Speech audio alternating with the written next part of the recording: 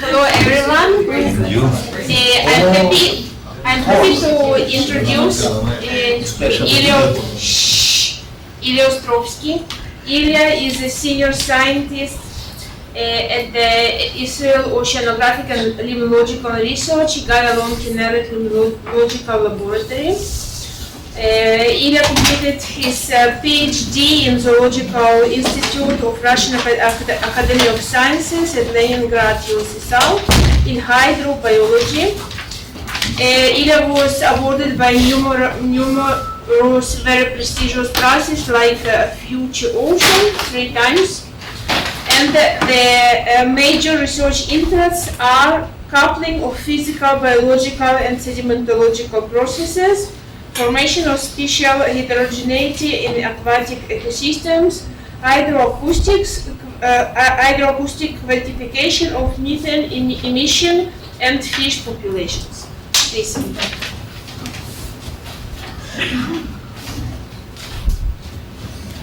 Hello, good afternoon. Today I will talk about one of the subjects of my interest and investigation. This is a fish community in Lake Kinneret with specific attention to effect on anthropogenic factors and climate change. I was involved in this, I took part in monitoring of fish population.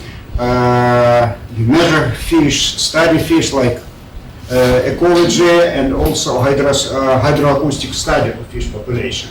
Today I want to tell a little bit about what we found over the last 2 decades.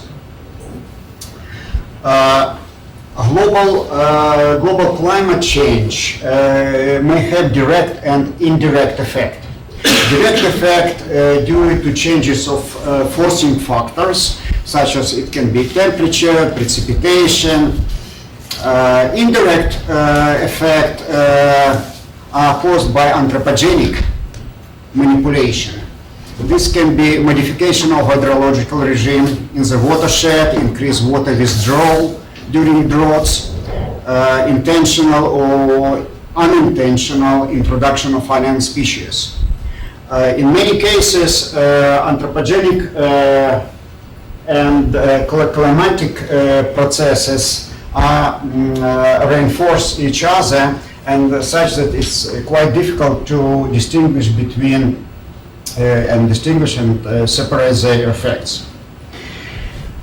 Commercial fishing, this is one of the very powerful anthropogenic factor.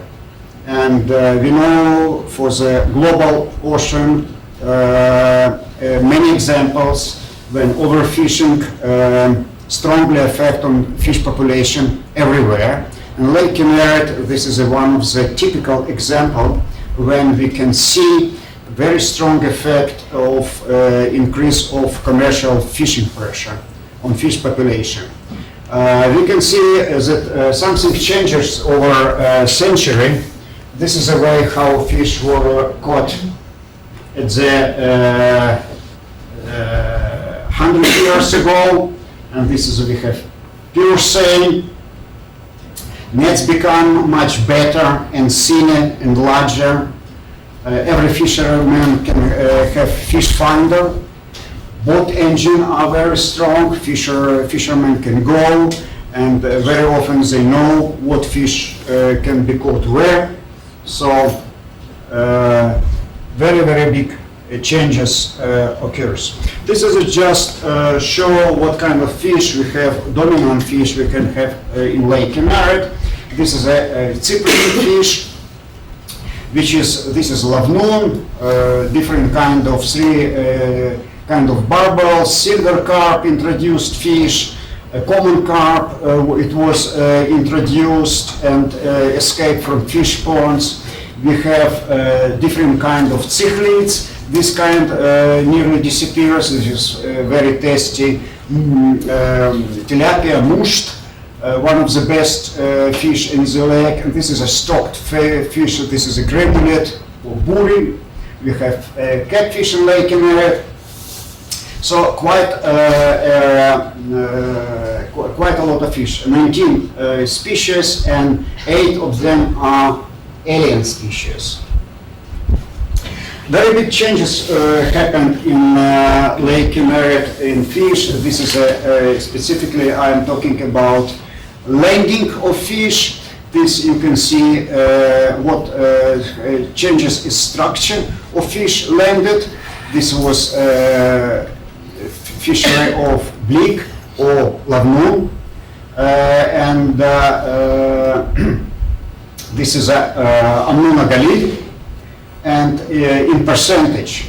But we see that dramatic changes. This is lavnoon decreased dramatically. This is not tasty fish. Most decreased dramatically. This is an introduced fish. Larvae was mainly taken from the Mediterranean and brought to the Lake Kinneret. This fish cannot reproduce in Lake Kinneret, but it's grow very well. And silver carp catch increase dramatically. I want to talk a little bit about Galil, tilapia. This is one part of my talk. And I want to tell a story what happened with tilapia and why tilapia disappears over the last year. I mean natural population. This we can see over a few years what happened with the average lengths of fish in catches. And we see that average lengths of fish in catches over this period of time decrease very, very essentially. This is a two type of tilapia. This is Galil and this is a blue tilapia. They show exactly the same trend. This is a fish less than 20 centimeters. This is an illegal size fish.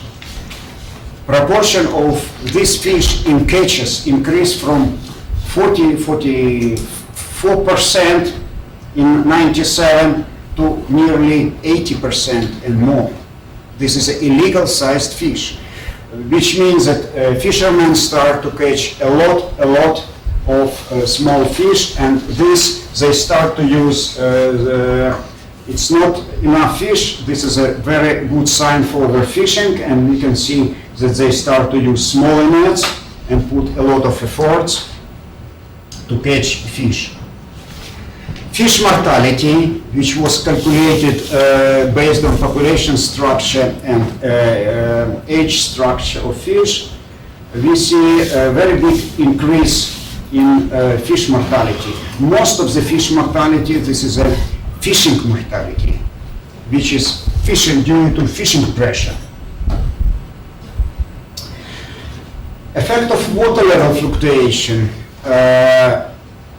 Water level fluctuation in Lake Kinneret happened because that inflow decreases and requirement in fresh water remain at least the same or increase over time for agriculture reason and some other reasons.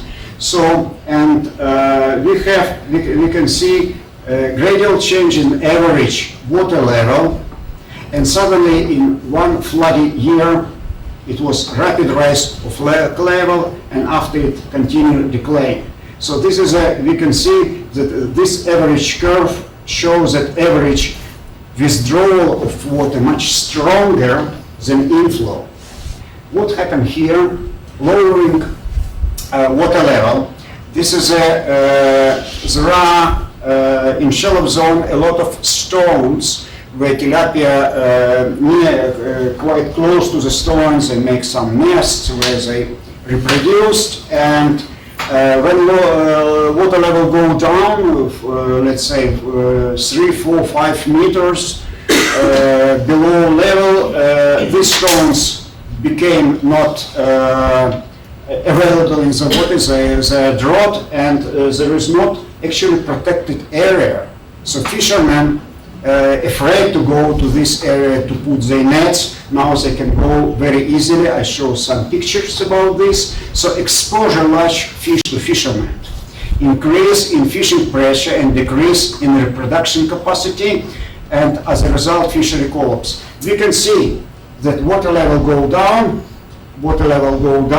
this water level rapidly go up, and when at very low water levels there was submerged vegetation developed on the area where there is no water, and after, when water during very fast flooding, this area flooded, and fish have refugee. They can put, they create their nest, and larvae of fish or fingerlings can develop very well. So we can see that rapid water level in 2003, and with some shift in time, because fish need to tame, fish need to grow up until the age when and size when fishermen can caught them. With some lag time, we see increase in, and at the same time we see this is an illegal proportion of illegal size fish, and here is dropped down because fish were protected from fishery. So when lake level increase, we have increased shelter area, decreased fishing pressure, increased reproductive capacity, recovering of fishery.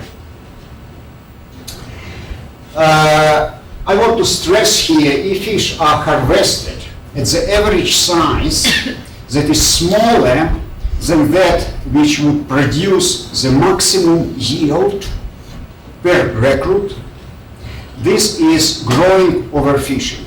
It's reversible. It's like a spring. We put more pressure on fish population, we take out pressure, and fish can reproduce. So when we see this is what happened here, and fish can restore quite easily. This is a term, gross overfishing. Let's see what kind of effect of fishing pressure per unit per thousand of recruits.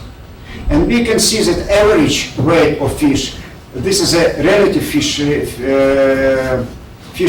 pressure, relative fishing pressure, and we can see that we increase fishery pressure and average weight of fish. This is for tilapia, decreases. It's obvious, but this is a catch per thousand records. And we can see that when we put more pressure, catch increases very fast, and after it decreases. But this is per unit of records.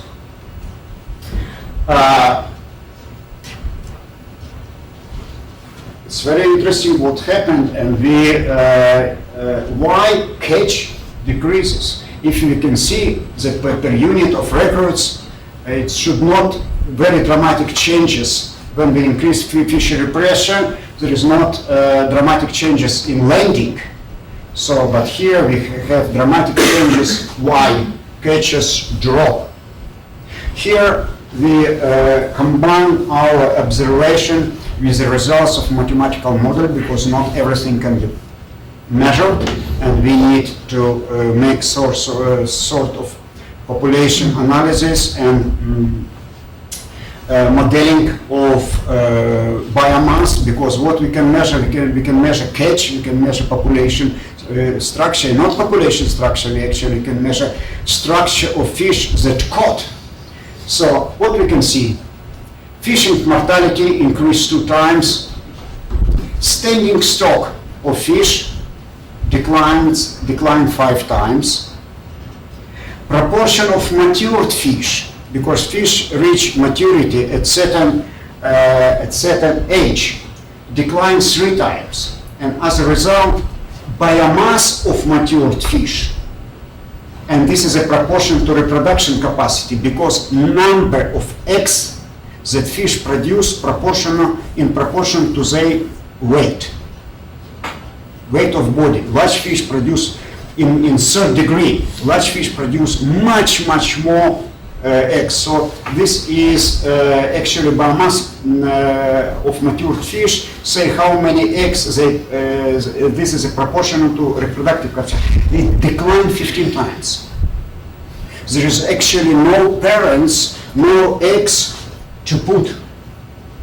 So maintenance of native fish stocks at reproductive level requires an adequate abundance on reproductively matured adults, spawners, and suitable habitats for successfully passing through the different stages of the life history.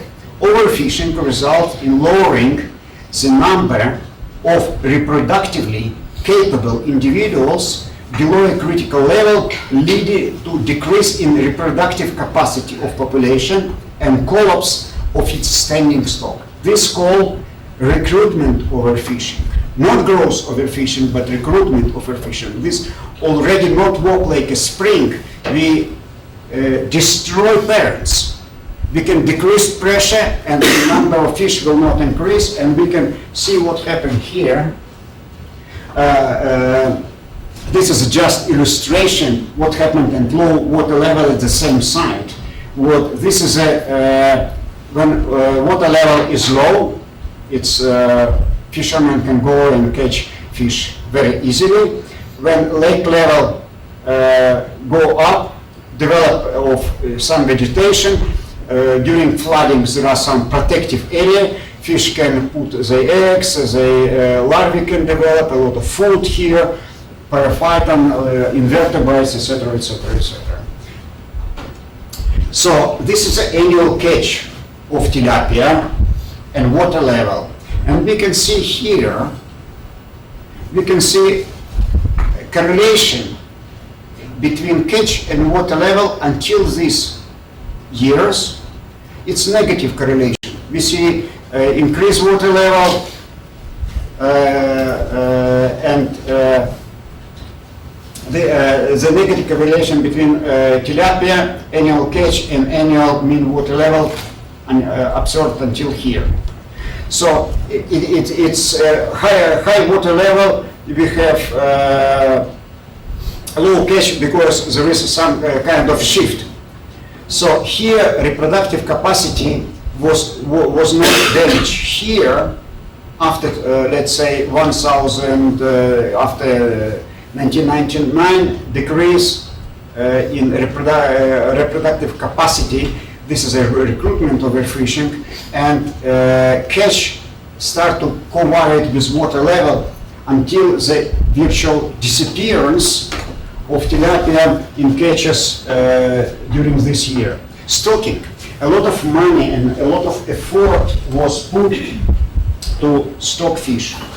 And just near our laboratories there is ponds of Ministry of Agriculture. They grow tilapia quite a lot, and they put tilapia in Lake Kinneret, small larvae, and they grow, and they suppose that introduction of fish can support fish population.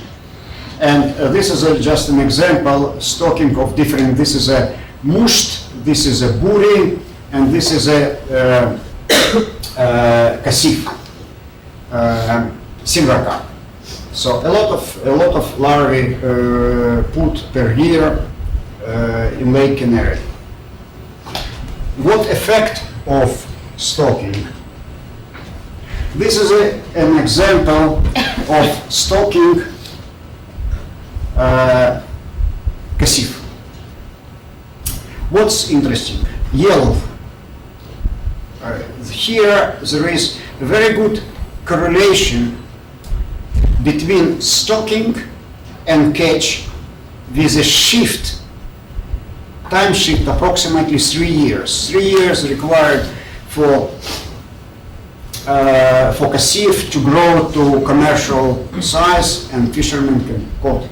So we found, this is a black triangles, we found very good correlation between stocking and catch with a reasonable time shift. What happened here in the red line? This is a stocking and catch what can happen here? Why catch here could be dramatically changed? Any idea? Here we have result of water level fluctuation. When vegetation was flooded, there was area where larvae can have a very good food. So there is no relationship here between stocking, after this year, between stocking and catch. And only was relationship because of water level fluctuation, because here water level fluctuation during this year created a good habitat for larvae.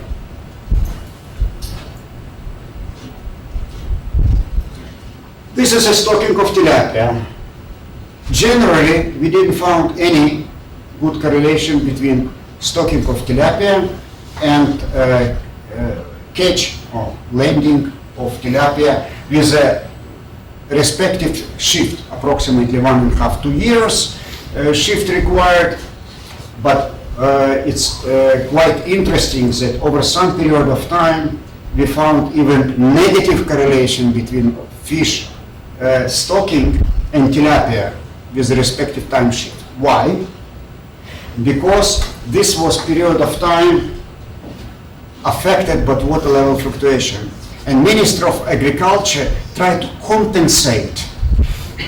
So what they did, they compensate by putting more fish, and fishermen just didn't go this fish grow to commercial size. They caught very, very small tilapia. This is the reason why during this year it was negative correlation. This is a not direct correlation. When we study correlation, we can study not always correlation between two parameters. There can be third or fourth kind of parameters that affect of correlation. In this case, this was from one hand attempt of ministry to recover. On the other hand, it was because of water level fluctuation, it was a lot of fishing effort, pressure on fish, and here we found negative correlation, which actually doesn't make much sense. So after 1992, tilapia stocking became absolutely inefficient, as fishermen do not allow fish reach large sizes. Reconstruction of tilapia population by stocking can be also dangerous because natural genetic pool of fish can be more narrowed. Because they use the same parents all the time, they put larvae with the same genetic variability and genetic pool narrow. And it is, for population, it can be very dangerous because when we have low variability, any external effect, temperature change, flooding, some very extremely cold years, population can be damaged dramatically because there is no variation, genetic variation. Here I want to take a little bit story about completely different fish. This is a lavnu. This is a very small fish, up approximately average size between 12 and 15, 17 centimeter. It's not tasty fish. This fish was caught in 80s, in 90s quite a lot. This is an extremely cheap fish. They made canning from this fish. There was 3 factories, and they produce this fish for army. They sell this fish to Gaza. It was market for this fish, and this fish caught with purse, which is they saw a lot of fish, they drop fish around fish population, they close the net behind, and they take a lot of fish out. But this fish creates approximately 90% by number of fish, all fish in Lake Kinneret, or approximately 50%, half of biomass of all fish. So it is ecologically important fish. It eats zooplankton. So it can be so abundant that they affect the entire ecosystem, and I can show here example what happened. This is acoustic survey. We go every year, few times per year, make acoustic survey, and we calculate how many fish in the entire lake over one night. We go and along 15 transect in different parts of the lake, and we evaluate how many fish in the lake quite accurate. So we can see here, this is I put in relative numbers that it will be easy to compare because we use different acoustic system. Here I don't want to mix different data set, but it doesn't matter. What happened? When lake level go down, there is not too much changes in number of fish. Suddenly, when water level drop, rise dramatically, we see at the same time we have dramatic increase of number of fish in the lake. Actually, lavnu. Exactly the same happened here. If this was one floody winter in 1992, this was in 2003, extremely flooding winter, and we see dramatic increase in number of fish in the lake. What happened? Why? These fish required special condition to put their eggs. They need clean stones. They evolutionary adapted to water level fluctuation. This is an endemic species. This species exists in Lake Kinneret and not in other places. So when water level, during summertime, water level will go down and it go up, and in literally a lot of stones. And these fish during winter time, exactly at the time when water level go up, they follow the water level and they put their eggs on clean stones. They attach eggs to clean stones. So if stones covered by algae, by periphyton or some bacteria, we can see that eggs cannot survive. A lot of different kind of saprolegnia and other kind of disease. So to survive, this fish needs clean stones. When water level go up very, very fast and a lot of stones can be available, they have enough place. The same with the submerged vegetation. They can attach the eggs to any substrate. It can be even net. They can attach fish to the net. They can attach fish to the submerged vegetation. So water level fluctuation extremely, extremely important for this fish, for reproduction of this fish. So we made a bleak model, and we can show that biomass of new generation should reach highest value approximately at 1-2 years from the moment of appearance. Then what we can expect if number of fish in the lake, everything in ecosystem balanced, and if suddenly number of fish which eat zooplankton increase 2, 3, 4 times, we can expect some effect. When we can expect some effect?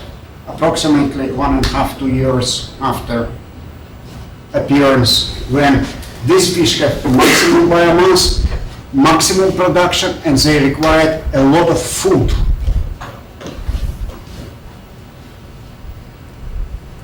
What we see, this is a body condition index. We calculated body condition index, and for instance, in July and also in December, this is a -93. So we have fish and body condition index, it's 1. 1 is okay, plus minus 20%.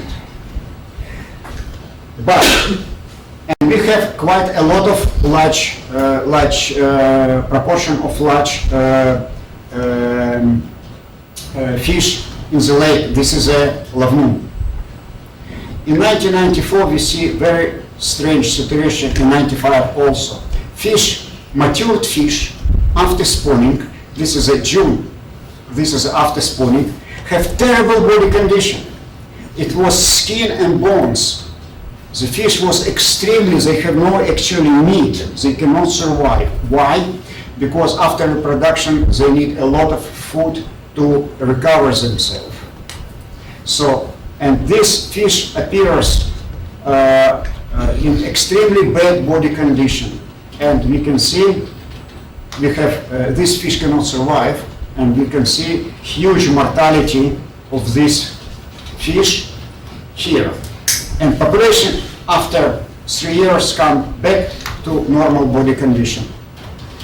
So population recover. So excess of fish died. What excess of fish can do on zooplankton if there is zooplankton? They eat zooplankton. We can see this is a copypod and this is a Cladocera. But copypod, we see that exactly after, exactly at the same time when we fish see in terrible body condition, we see extremely low concentration, extremely low biomass of zooplankton. This is a logarithmic scale. Normally it's, let's say, about 10 and 20 or 30 gram per meter square. Here it's dropped to 0.1. This is a more than 2 orders of magnitude, practically nothing, no zooplankton over 7 months. Exactly the same we observed here. What does it mean? Fish during year when they required a lot of food, excessive population, so we have fish in terrible body condition, and they eat all. So this is a typical example of top-down control, when a predator can control their prey. Not every year, only when situation, when ecosystem in a disbalance situation. So rapid rise in water level determined higher reproductive excess of lavnu, and 1-2 years after, when abundant generation created large biomass and fish needs a lot of food, zooplankton became depleted. Then large post-spawning fish suffered from food deficiency, and they have very bad body condition. Density of large fish declines due to decrease in growth rate and survival as a result of bleak fishery was collapsed. As soon as bleak fishery was collapsed for a few years, no large fish, no fishery, factory was closed, market collapsed also, and did not recover. So we are talking about very high sensitivity of fish reproduction in fisheries to extreme water level fluctuation. So extreme water level fluctuation can cause very, very strong changes in fish population under condition of global climate change. We can expect, specifically for our region, that we will have less precipitation, less water requirement will grow up, and desalinization plan can help a lot, but still we see that we have very big water level fluctuation, and this is can be directly related with global climate change. So what we should do is fishery control. This is an obvious measure under such condition, and special attention should be given to restricting water level fluctuation to the natural regime that native fish had adapted evolutionary. And creation of artificial aquatic habitats and spawning grounds, artificial spawning grounds, and development of captive breeding programs can be additional measure to protect fish. In contrast, development of artificial fish stocking should be done with a large degree of caution, as it can reduce genetic diversity of population and thus affect the long-term sustainability of ecosystem functioning.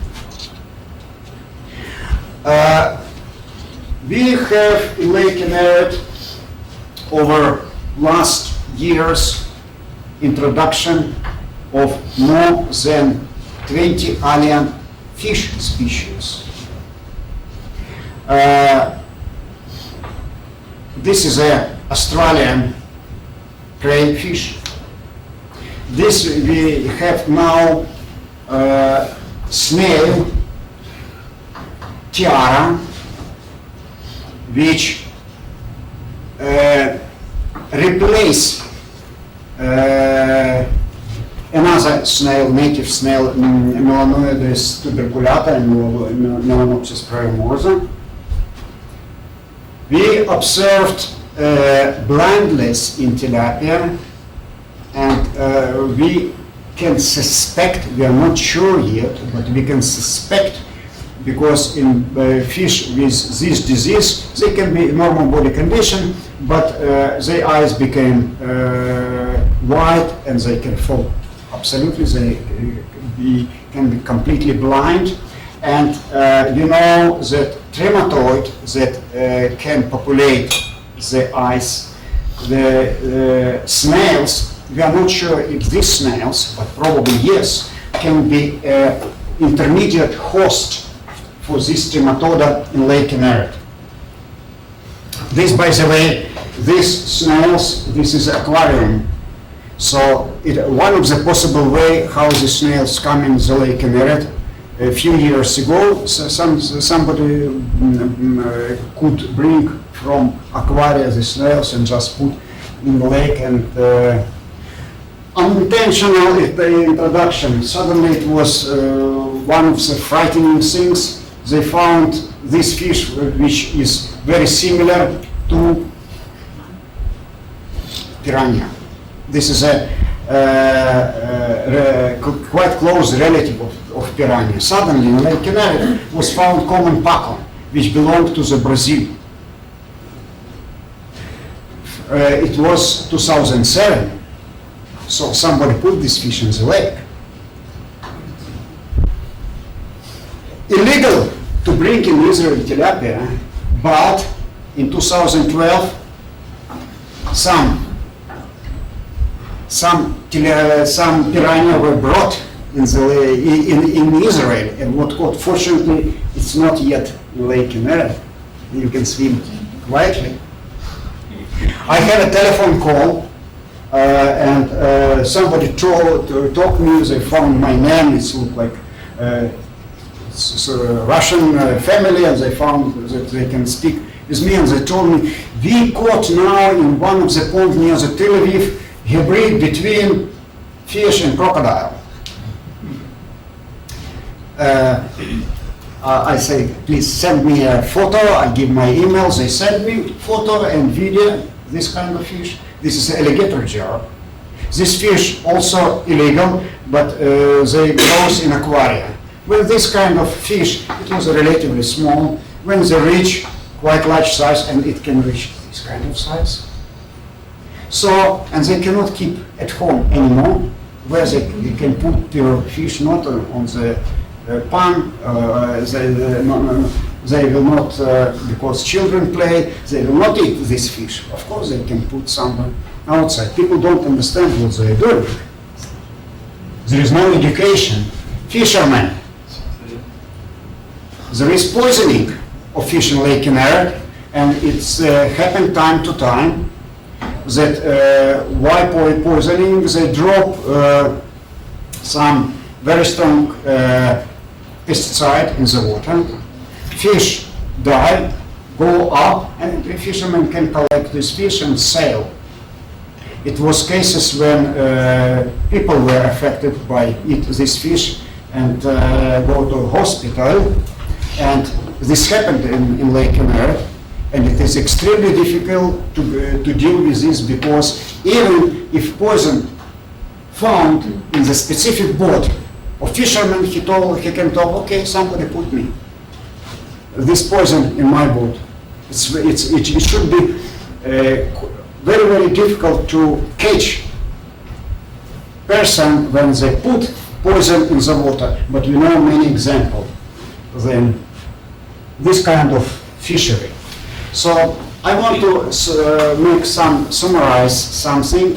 Increase in temperature, changes in stratification can lead to change in fish spawning time, decrease in ecological niches, decrease in precipitation, affect the water flow, we can anthropogenic increase in water consumption, and as a result water level fluctuation. This can affect fish reproduction in fisheries, uncontrolled fisheries, because if fishermen follow the rules, it will not be overfishing, because there is legal mesh size of nets, specific number of fish that they can caught. They have kilometers of nets in the Lake Kinneret, and almost there is no control for fishery. We have anthropogenic invaders. We see over last years, because one of the reasons this is a water level fluctuation, another this is a changes in watershed. We have destabilization of ecosystem, changes in plankton, cyanobacteria. This is a toxic cyanobacterial like microcystis bloom. We have natural invaders, microcystis. This is not invaders, but we have, for instance, Aphanizomenon, blue-green algae, which appears in Lake Kinneret probably by birds as they can be brought. Change in littoral community, vegetation, spawning shelters. There is huge variation because of water level, huge changes in littoral community, and as a result we have changes in fish ecology and fishery as a result of all these huge changes. What should be done? We need to buffer and or reconstruct of natural condition, hydrological, chemical, decrease water level fluctuation to natural ones, because natural water level fluctuation, this is a natural for Lake Kinneret. During summertime water level drops, if nothing water taken, approximately 1.5 meter because of evaporation. So, and fish adapted to this, but we need to control this, that we will not have this kind of gradual changes in water level, and suddenly one flood years we can have processes which can affect on the entire ecosystem. We need to implement strict environmental rules to optimal use of natural resources, fishery control, protect invasion of island species. We need to talk to people, we need to give information through mass media to mitigate the effect of rapidly altering environmental condition on lake ecosystem. Measures should be directed to maintain natural ecological regime of Lake Kinneret, to which lake ecosystem was adapted evolutionary. I want to stress last publication just this year, a few months ago, appears book Lake Kinneret, Lake Kinneret Ecology and Measurements in spring, and it was appears in September. You can find this book, and 2 chapters are about fish biology and ecology and fish measurements, and part of this I presented questions, but I can give you some bonus things to have some impression how we study fish. This is we have few minutes just to describe. We study fish abundance using echo sounder. We transmit sound, they reflect for fish, we get sounds back, and we can see on echogram on the screen of computer exactly this picture. Here we can see larvae, small larvae, this is a black. This is, we have large fish swimming here. This is a drifting station when boat move very, very slowly. And here we see methane bubbles rising from the lake bottom. This is how fish echograms we can see during daytime. Fish organized in very, very dense school. This we go very fast, about approximately, not very fast, but fast enough, 4 knots. And this is how fish school look like. They look like very narrow, but this is just because fish boat go if fish boat go slowly, we can see this narrow. It will be much, much wider. It depends on how fast we passing school. So we can see different kind of school, and we see that different fish inhabit different areas, some of them on the bottom of the lake, somewhere in the water column. We can see this is during night time, when fish spread from the fish school, and we can see individual fish. We can detect, we can count, or we can use another kind of acoustic techniques to measure fish. This is a fish larvae in winter time. This is a lavnoon larvae. Usually they exactly inhabit this area, and all other fish, large fish, inhabit usually deeper. This is a column of methane bubbles, and this is a picture in summertime when lake is strongly stratified. This is an epilimnion, warm part, upper part of the lake. This is a hypolimnion. And during September, starting from June, usually July, there is no oxygen here. This is a strong anoxic condition, and there is no fish here. All targets here are methane bubbles, but we see this is a very fish concentrated over night time, very dense school concentrated. This is at the top of the thermocline, where is temperature gradient very, very strong. They like to sit at the top of the, because here develop different kind of organism in the metalimnium, and area where thermocline touches the bottom. This is an interesting area where internal waves, this is a different talk, a completely different issue, but here the internal waves create, because of wind forcing, there is fluctuation of the thermocline, and when these waves interact with bottom, they create very interesting situations. They can resuspend sediment, they can inject nutrients. This is a mechanism of injection of nutrients from the hypolimnium to the epilimnium, and fish, this is an area where increased productivity in Lake Kinneret as a peripheral area, where internal waves can create some specific condition at the peripheral part of the Lake Kinneret. This is we can see another, this is a very strong flare of methane bubbles here. This is the only bubbles, this is not a fish. We see it's just look like ascending, and this is a mixture of fish and bubbles. So we should develop a special tool, and we did it, special tool how to distinguish between fish and, because on echogram we cannot distinguish, because they have target strengths, we don't know this is a fish. The fish has echo reflecting strong, this is a swim bladder, and methane also bubbles very strong echo reflectors. So, and this, when I start to make survey, this was 2001, when we made survey, and suddenly boat stop, and we see that supposed to be fish, and we see all fish go up. This is a methane bubbles that rise up from the bottom. So idea, this is a, because we can, with acoustic system, here, when we make survey very, very fast, we cannot distinguish between fish and bubbles, but when we can make slowly, we can see that this target of belong to fish, because they don't change the depth, they sit more or less at the same place, and methane bubbles rise up, and we can, because we put 5 ping per second, usually this is a how we collect acoustic data, so we can estimate rise velocity of bubbles very, very accurate.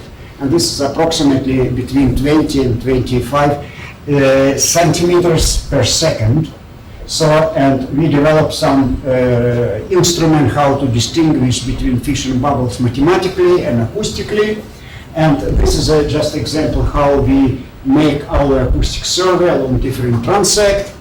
And this is a, we can see this kind of, this is a fish more than 60 dB, which is probably mostly lavnon. This is a very large fish. How they distributed in the lake, we see that some, during specific time, specific seasons, they inhabit in shallow area, especially in winter time when they concentrated for spawning. And here we developed some area how to study spatial correlation between fish and their food sources. And Cladocera, we developed a method how to define. The idea is that if we suppose that fish can affect zooplankton, it should be correlated. More zooplankton, more fish. No, it doesn't work like this, because at low concentration, fish don't spend their energy to eat. They need, because they will spend more energy than they can get from their food.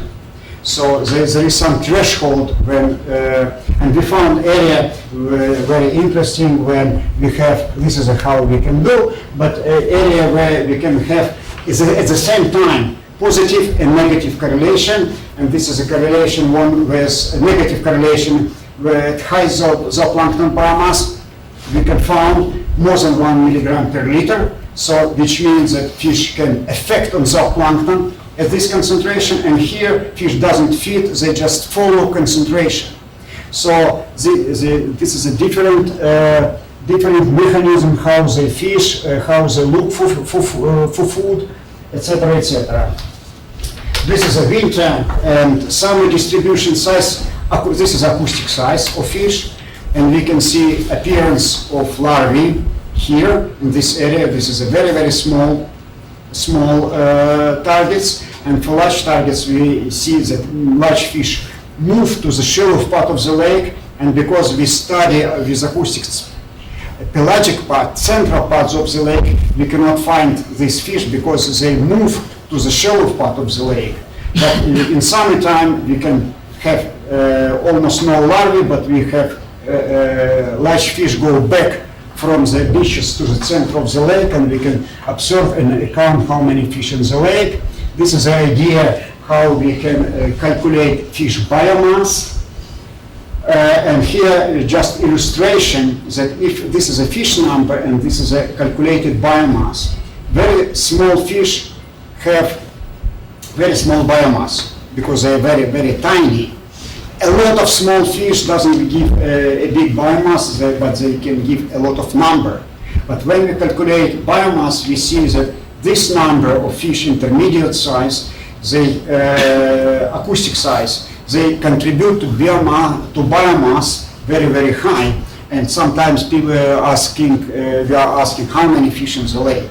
And my answer, what kind of fish? What size of fish? If you are talking about fish during years of extreme reproduction, we have huge amount of fish, but they are very, very small. And but fishermen need this kind of fish to caught them. So it's completely different. This fish can have strong ecological effect. This can have importance also ecological and for fishermen. And this fish actually is the most desired for fishermen. This is a large fish, and we need to create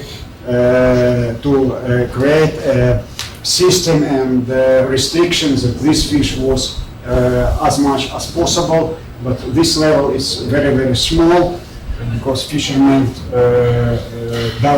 doesn't allow fish to grow up. Thank you very much. Okay, thank you very much, Ilya. We have time for a bunch of questions. Okay, so I have a question in your one of your first slides.